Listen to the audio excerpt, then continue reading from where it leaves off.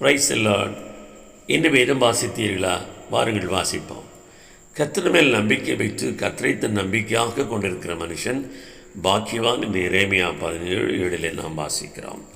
அன்பார்ந்தவர்களே, 2 ராஜாக்கள் 18ஆம் அதிகாரத்தில் சனகரிப் இஸ்ரவேலின் நம்பிக்கை அற்று போகும்படியாக அவன் அவர்களோடு கூட பேசினது மாத்திரமல்ல, எசேக்கியா ராஜாவுடைய நம்பிக்கை அற்று போகத்தக்கதாக நிருபத்தை அவனுக்கு அனுப்பினதை நாம் அங்கே வாசிக்கிறோம். அவன் 18ஆம் அதிகாரம் 25ஆம் வசனத்தில், இப்போதும் கர்த்தரின் கட்டளை இல்லாமல் இந்த ஸ்தலத்தை அழிக்க வந்தேனோ, இந்த தேசத்துக்கு விரோதமாய் போய் அதை அழித்து போடு என்று கர்த்தர் என்னோடு சொன்னாரே என்று சொல்லி துணிகரமான வார்த்தையினாலே அவன் இஸ்ரவேலுக்கு விரோதமாய் எழும்புகிறதையும் அவருடைய நம்பிக்கை அற்றுப்போக பண்ணுகிறதையும் நாம் இங்கு பார்க்க முடிகிறது.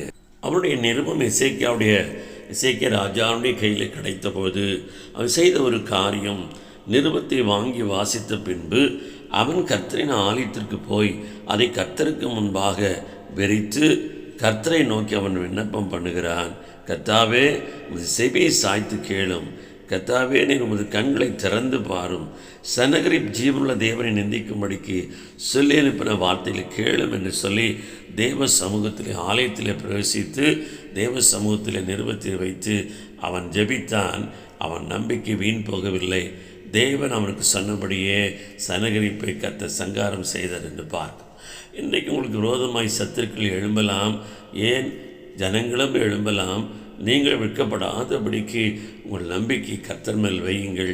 அவர் உங்கள் நம்பிக்கையின்படியே உங்களை வாழ்வித்து உங்களை உயர்த்துவார். ஆமென்.